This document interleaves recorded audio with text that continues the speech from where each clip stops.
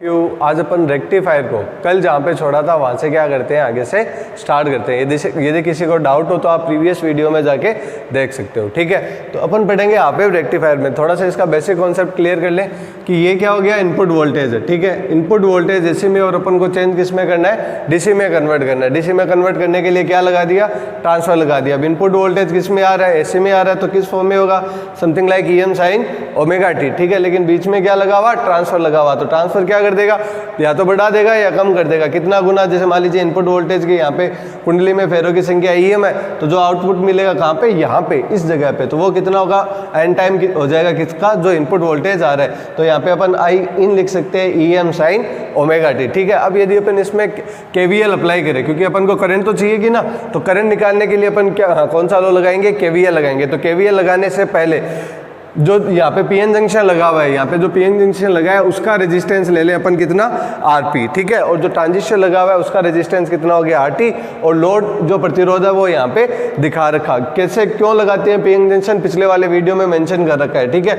तो आज अपन को टॉपिक पूरा करना है, इसलिए अपन आगे बढ़ेंगे, ठीक है। तो देखिए यहाँ से अपन KVL स्टार्ट करें तो यहाँ से स्टार्ट हो जाते हैं, A B C और D।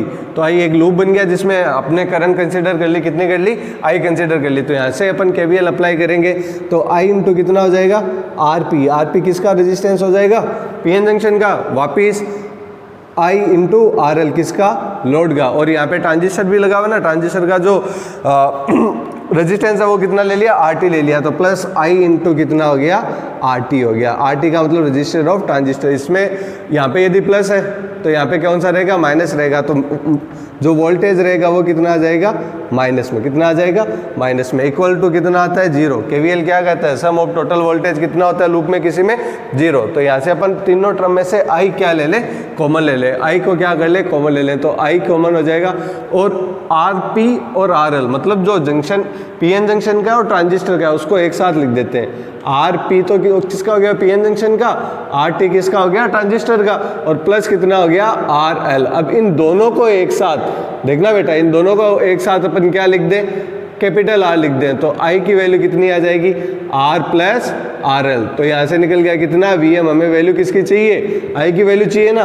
तो I इज नथिंग बट कितना हो जाएगा, VM अपॉन कितना हो जाएगा, R plus RL multiply by, multiply होगा क्या कुछ, हाँ जी, यहाँ पे मल्टीप्लाई बाई VM हो जाएगा। मल्टीप्लाई कुछ नहीं होगा, लेकिन हाँ VM की वैल्यू रखी जाएगी। VM की वैल्यू कितनी आ जाएगी, EM sin omega T, EM sin omega T. तो यहाँ से अपन जब वैल्यू रखेंगे तो हमारे पास I की वैल्यू आ जाएगी कितनी, EM अपॉन कितना हो जाएगा, R प्लस RL। और यहाँ पे कितना हो जाएगा, sine omega T, sine omega T, ठीक है। V अपॉन I कितना बन जाएगा, V अपॉन R कितना बन जाएगा, वापिस I बन जाएगा। तो हमारे पास जो DC जो करंट है उसकी वैल्यू कितनी होगी, IM sine omega T, IM sine omega T. कल यदि आपने जो वीडियो देखा हो तो उसमें हमने मेंशन किया था कि जो हमारे पास DC वोल्टेज मिलेगा, DC वोल्टेज कितने साइकिल के लिए मिलता है, केवल हाफ साइकिल के लिए। क्योंकि नेक्स्ट साइकिल के लिए जो PN जंक्शन हो जाता है हमारा, वो किस में हो जाता है, रिवर्स बायस में हो जाता है, ठीक है। रिवर्स बायस में होने की वजह से अपन को केवल और केवल करंट कहाँ तक मिलेगी, जब हमारे पास T की वैल्यू 0 से बड़ी, जब हमारे पास T की वैल्यू 0 से बड़ी और किससे छोटी हो, कैपिटल T/2 से क्या हो, कम हो। 0 से बड़ी और कैपिटल T/2 से क्या हो, कम हो। तो ये हमारे पास क्या आई, करंट आई। कौन सी करंट, जो अपन को इससे में मिलेगी, ठीक है। अब देखिए अपन को निकालना है एवरेज वैल्यू किसकी, धारा की या करंट की एवरेज वैल्यू। करंट की एवरेज वैल्यू निकालने पर कौन सी करंट की, जो फ्लक्चुएट होती है, अर्थात स्पंदित धारा का औसत मान। यहाँ पे औसत मान निकालने की जरूरत क्यों पड़ी, क्योंकि धारा कंटिन्यूअस नहीं मिल रही। पॉजिटिव साइकिल के लिए तो मिल रही है, लेकिन नेगेटिव साइकिल के लिए नहीं मिल रही। तो इसका मतलब पल्स के रूप में मिल रही है। इसलिए अपन को क्या निकालना पड़ेगा, एवरेज वैल्यू किसकी, करंट की। कैसे निकालेंगे, एकदम सिंपल। आपको वैल्यू किसकी चाहिए, करंट की। तो टोटल करंट कितनी भाई, तो I इंटू dt कर दीजिए, ठीक है। और टोटल टाइम कितने टाइम तक भाई, तो यहाँ पे क्या हो जाएगा, 1 upon capital T, 1 upon capital T।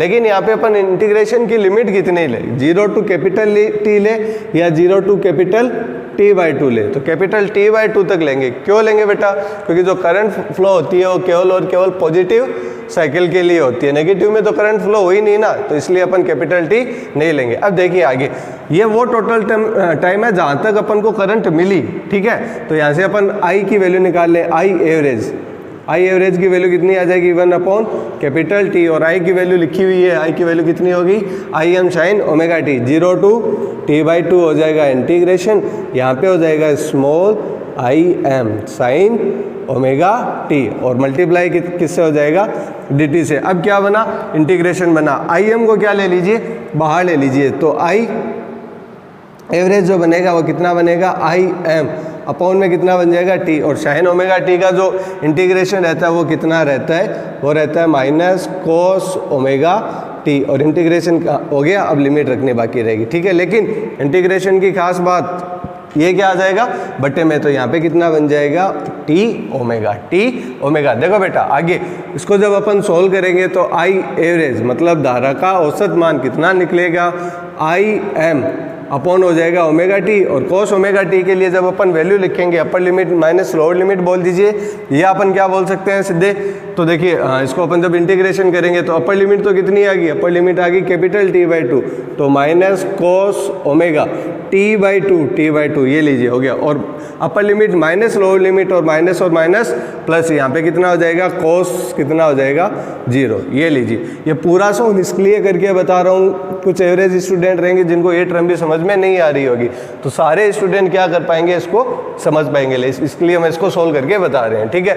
I am हो गया, लेकिन एक टर्म जानते हैं अपन, कौन सी, टी इक्वल्स टू क्या होता है, टी इक्वल्स टू होता है टी 2π/ओमेगा, तो यहाँ से ओमेगा टी की वैल्यू कितनी आ गई 2π, तो यहाँ से ओमेगा टी की वैल्यू आ गई 2π, और अपॉन में कितना आ गया 2, ठीक है, और प्लस कितना हो जाएगा 1, तो देखिए 2 से 2 कैंसिल आउट, कोस पाई की वैल्यू -1 और -1 कितने, सॉरी आप यहाँ पे कितना हो जाएगा, वैल्यू आ जाएगी -1, देखिए पूरा लिख ही देते हैं ना, यहाँ पे हो जाएगी वैल्यू -1, और -1 आ गई है तो कितनी हो जाएगी +1, तो +1 और +1 कितना हो जाएगा 2, और आई एम अपॉन कितना आ जाएगा 2 अपॉन कितना आ जाएगा omega t, 2 upon omega T की वैल्यू वापिस फर्दर पुट कीजिए 2π, तो यहाँ से हमारे पास आई एवरेज की वैल्यू आ जाएगी कितनी, यहाँ से हमारे पास आई एवरेज की वैल्यू आ जाएगी आई एम अपॉन कितना ओमेगा टी की वैल्यू 2π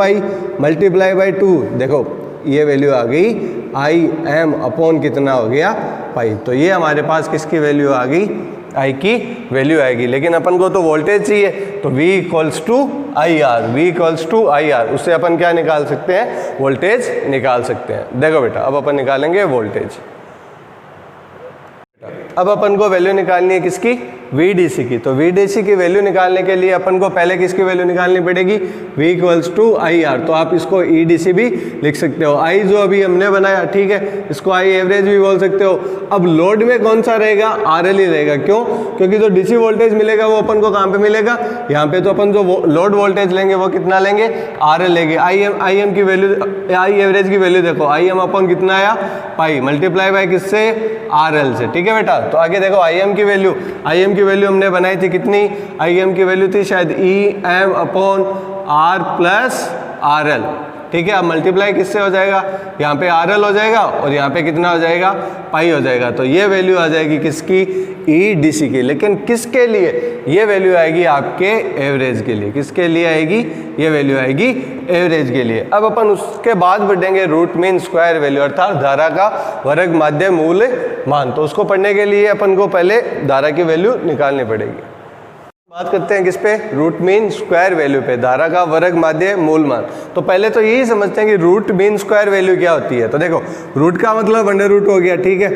फिर क्या लेना है अपन को, रूट मीन का मतलब माध्य, जैसे मान लीजिए टोटल कितना आया IDT, ये धारा थी कितने टाइम के लिए आई, 1/t के लिए आई। ये बहुत इंपॉर्टेंट टर्म है, ये समझना, ठीक है। ज़्यादातर यही प्रॉब्लम रहती है कि इस वर्ड का मतलब समझ में नहीं आता। तो रूट का मतलब जो टोटल वैल्यू है ना बेटा, उसका क्या लेना है अपन को, रूट लेना है। फिर क्या लेना है, मीन लेना किसका है, root mean square value of bracket में लिख देते हैं अपन साइड में करंट अर्थात धारा का।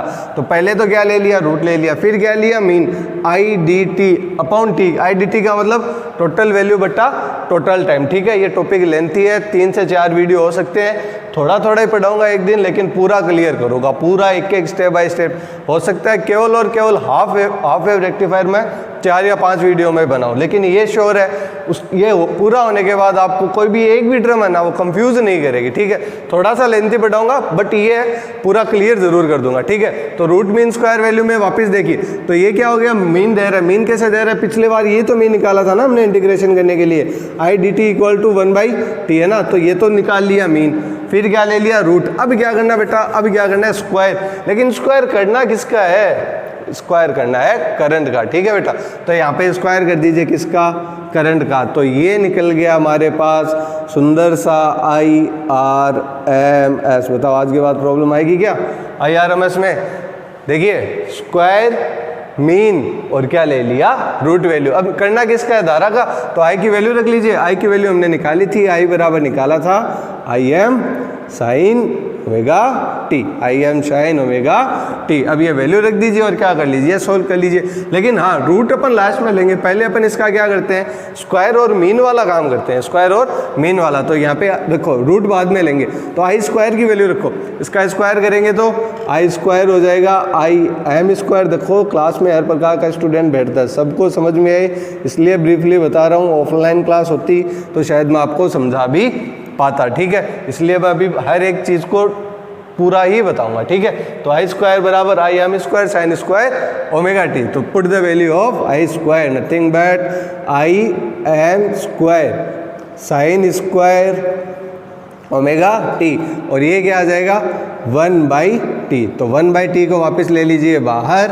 और अब देखिए IM स्क्वायर भी क्या आ गया, बाहर आ गया, IM स्क्वायर भी क्या आ गया, बाहर आ गया। देखिए साइन स्क्वायर ओमेगा टी है ना, फिर क्या करना है, रूट लेने के लिए dt करना पड़ेगा ना, तो यहाँ पे कीजिए वापस कितना dt। अब कीजिए इंटीग्रेशन, इंटीग्रेशन होगा 0 to t या t/हाफ, t/हाफ, क्यों अभी बताया था। ठीक है, तो sign square omega T dt, sign square omega T dt, sign square omega T dt का कोई इंटीग्रेशन नहीं होता, साइन को कन्वर्ट करते हैं किसमें बेटा, कोस में। कैसे करते हैं तो देख लो, तो sine square theta nothing but 1 minus cos 2 theta, और अपोन में कितना आएगा बेटा 2। तो ये 2 तो आ गया साइड में, ये लीजिए ये 2 तो आ जाएगा साइड में, इसके आगे लिख देते हैं ना, तो IN स्क्वायर अपॉन कितना हो जाएगा 2t हो जाएगा, और यहाँ पे कितना हो जाएगा साइन स्क्वायर ओमेगा टी को इसमें क्या कर लिया हमने, चेंज कर लिया। तो देखिए 1 minus cos 2 omega t, 2 theta होता है ना, और यहाँ पे थीटा की जगह क्या है ओमेगा टी, ये लीजिए। और अब क्या करना है, अभी इंटीग्रेशन करना है बेटा, अभी इंटीग्रेशन क्या है बाकी है। ठीक है, तो अब करते हैं अपन इंटीग्रेशन। तो आओ बेटा इंटीग्रेशन करेंगे तो कितना हो जाएगा IM स्क्वायर अपॉन में कितना आ गया 2t। ठीक है, 1 का कितना हो जाएगा कैपिटल T या स्मॉल t, जितना भी आप लिखना चाहो। कोस का कितना हो जाएगा साइन, तो यहाँ पे कितना आ जाएगा साइन 2 ओमेगा t, लेकिन एक्स्ट्रा क्या है 2 ओमेगा, तो अपॉन में कितना आ जाएगा 2 ओमेगा, कितना आ जाएगा 2 ओमेगा, क्योंकि इंटीग्रेशन करते हैं ना अपॉन में आ जाती है वैल्यू।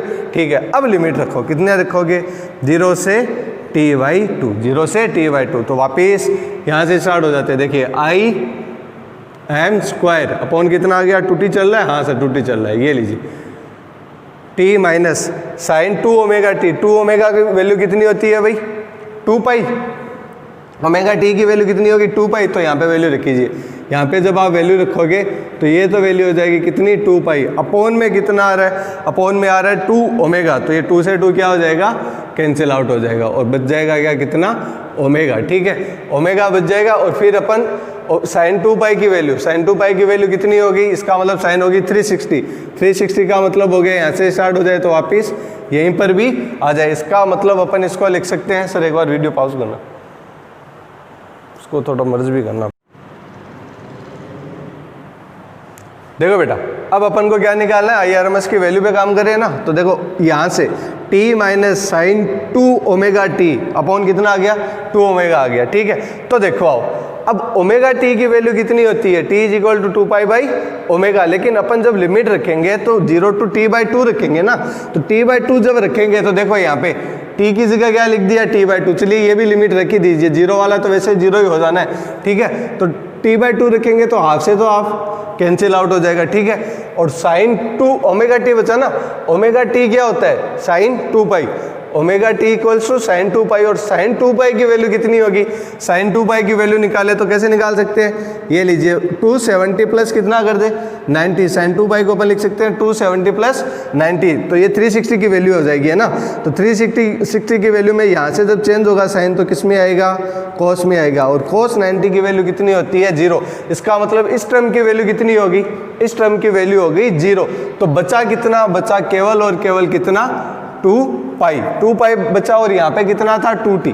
एक बार इसको अपन लेके चले तो यहाँ पे कितना था 2t, तो और ये क्या हो जाएगी टोटल टर्म 0, ये 0 हो जाएगी। तो IRMS की वैल्यू देखना, ये इंपॉर्टेंट टर्म है, कंफ्यूजन रहता ही रहता है, ठीक है। कितना भी बच्चे बोल दे हो जाता है, पर वो नॉर्मल स्टूडेंट रहते हैं उनके कंफ्यूजन होता है, क्योंकि इसमें 3 से 4 प्रकार से क्या होती है, लिमिट भी चेंज होती है, और कुछ साइन का भी ध्यान रखना पड़ता है, और फॉर्मूला भी चेंज होता है। इसलिए मैं बोल रहा हूँ हाफ वेव करवाऊंगा 2 से 3 लेक्चर में, हो सकता है ज़्यादा भी हो, बट ये होने के बाद क्या रहेगा, पूरा आपके क्लियर रहेगा, ठीक है। तो देखो वापस यहाँ से साइन ओमेगा टी की जगह क्या लिख दिया यहाँ पे t/2, 2 से 2 कैंसिल आउट, ओमेगा टी मतलब 2π, इसका मतलब साइन 2π/2, अरे हाँ सर बीच में ओमेगा भी तो चल रहा है ना साथ में, ठीक है। और साइन 2π की वैल्यू कितनी होती है, 0। कैसे होती है, 270 प्लस 90, ठीक है। उसके बाद IRMS की वैल्यू, IRMS की वैल्यू के लिए कितना आ जाएगा, यहाँ पे t/2 बचा ना, तो ये हो गया Im² अपॉन हो गया t/2 और t, और ये कितना हो गया कैपिटल t/2, तो t से t कैंसिल आउट, बचा है क्या Im² अपॉन कितना बचा 4। ये लीजिए IRMS की वैल्यू, लेकिन बोला था क्या कि रूट लास्ट में लगाएंगे, तो रूट जब लास्ट में लगाएंगे तो ये वैल्यू कितनी आ जाएगी, ये value nothing but Im upon कितना बन जाएगा 2। तो ये वैल्यू किसकी आई, IRMS की, किसकी, धारा की। तो ये वैल्यू आ गई करंट का रूट मीन स्क्वायर वैल्यू। अब उसके बाद अपन पढ़ेंगे हाफ वेव रेक्टिफायर की एफिशिएंसी, अर्थात हाफ वेव रेक्टिफायर की दक्षता क्या होती है। तो ये एक बार वापस 1 मिनट के लिए देख लीजिए, इसका स्क्रीनशॉट ले लेना, क्योंकि ये कंफ्यूज करता है। I² ठीक है, मतलब धारा का वर्ग माध्य मूल मान। पहले तो लीजिए मीन लीजिए, मीन लेने के बाद क्या कीजिए स्क्वायर, और फिर क्या करना है इसका रूट लेना है। तो यहाँ पे क्या किया 1/t कर दिया मीन लेके, करंट का क्या कर दिया स्क्वायर कर दिया, स्क्वायर करके मैथ सोल्व करके क्या निकाली, वैल्यू निकाली, और वैल्यू निकालने के बाद लास्ट में जो वैल्यू आई उसका क्या कर दिया रूट कर दिया। तो रूट मीन स्क्वायर वैल्यू आ गई किसकी, करंट की। किसके लिए, हाफ वेव रेक्टिफायर के लिए। ध्यान रखना फुल वेव के लिए भी अलग आएगी, ये अभी पढ़ा था हमने, किसके लिए पढ़ा था बेटा, हाफ वेव के लिए, ठीक है। अब अपन नेक्स्ट स्टार्ट करेंगे कौन सा, हाफ वेव रेक्टिफायर की एफिशिएंसी, अर्थात अर्ध तरंग दृश्यकारी होता है उसकी दक्षता, ठीक है। अब इसको अपन मर्ज भी कर देते हैं थोड़ा।